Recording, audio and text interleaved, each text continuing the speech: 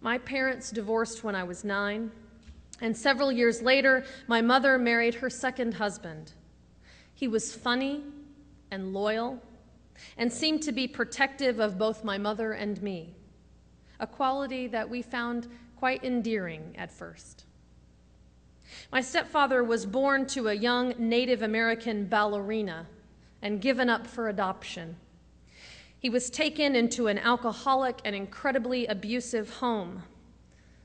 As a teen, when Vietnam broke out, he enlisted and became a paratrooper in the armed forces. His stories of Vietnam are almost unbearable. His memories of war were a daily presence in our home. We found him always to be defending himself against something or someone, whether the threat was real or imagined. And that eventually included my mother and me. He self-medicated, and as time went by, it became more and more obvious that he had no tools to deal with his woundedness nor his rage.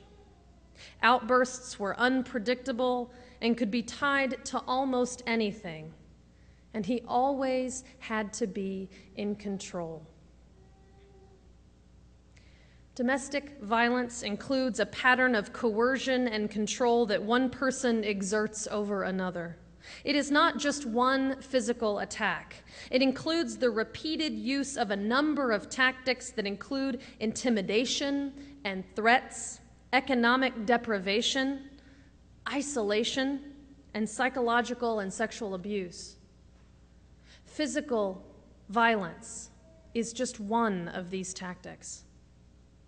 All of these various forms of abuse help to maintain power and control for the abuser over the family.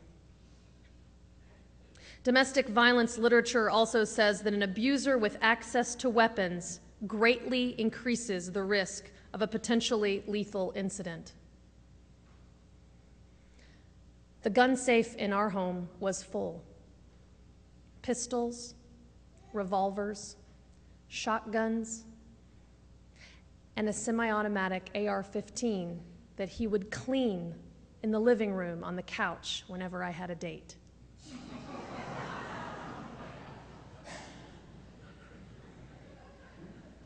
By 16, in my home, there were a lot of potentially lethal incidents. I tried everything in my power to prevent the outbursts. Many women make numerous attempts to change their own behavior in the hope that this will stop the abuse. But victim provocation is no more common in domestic violence than in any other crime. No one has to provoke an abuser. I may have been this man's excuse, but I never was his reason. I knew I had to leave. It took my mother another 5 years before she had the strength and enough support to leave. Women often make repeated attempts to leave violent relationships, but are prevented from doing so by increased violence and control tactics on the part of the abuser. Other factors which might keep a woman from leaving include economic dependence, few viable options for housing and support, social isolation, usually perpetuated by the abuser, cultural and religious constraints, her commitment to the abuser and the relationship, and a paralyzing fear of further violence. I was fortunate. Education saved me. I concurrently enrolled in college at 16 and moved in with a classmate, but many are not so lucky. I have found that what I am most called to do, most called to preach about, to teach about, to take action on, is always most impactful when it is part of my own story. So I have what feels like an unlimited source that fuels my passion to speak out on this issue. But it has taken time. I have done a lot of spiritual and personal work to address the effects that those years of violence had on me and I will continue to do so. I have sorted out many of the voices in my mental boardroom that were his and not mine. What has taken the longest, actually, has been breaking the silence, speaking openly and publicly without shame about what happened, that honors my experience, my mother's situation, my stepfather's history, and the abuse with no excuses. The song that I sang for you earlier, I wrote before I went to seminary.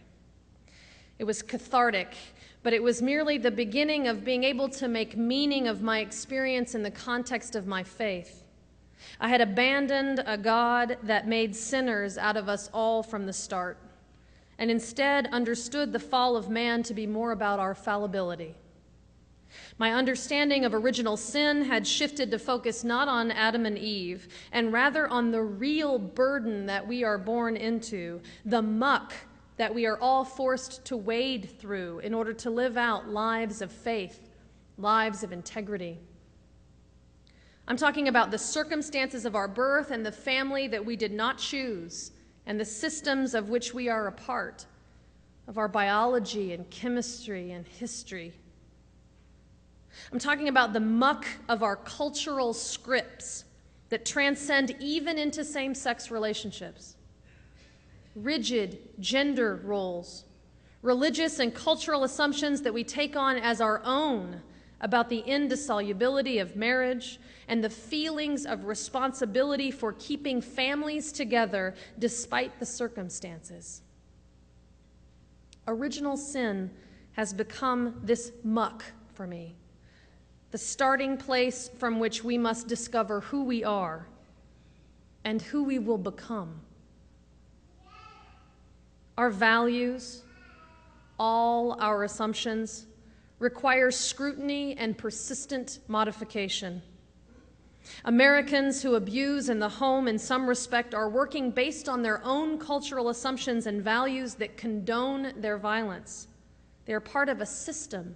They do not exist in isolation.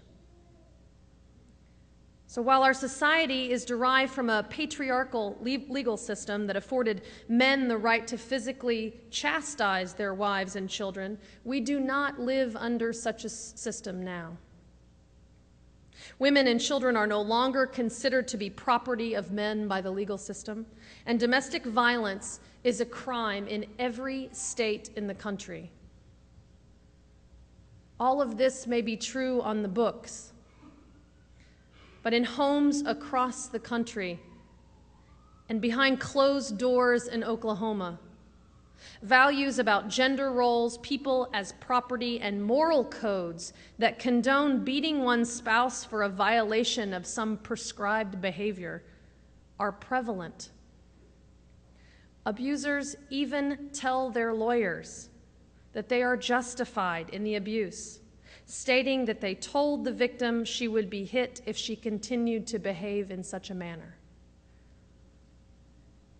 So the cycle of violence and generation to generation transmission continues in this country and in this state. As religious people, we are called to name domestic violence as an offense, as a sin, and to analyze how we, the church, might have been a roadblock to stopping domestic violence in our own congregations. We must look at our individual and collective fears about tampering with the institution of marriage, with the privacy of our interpersonal relationships in the home, our fear of issues that are believed to be best kept as family secrets. We must look at our anxiety about exposing untenable situations within couples.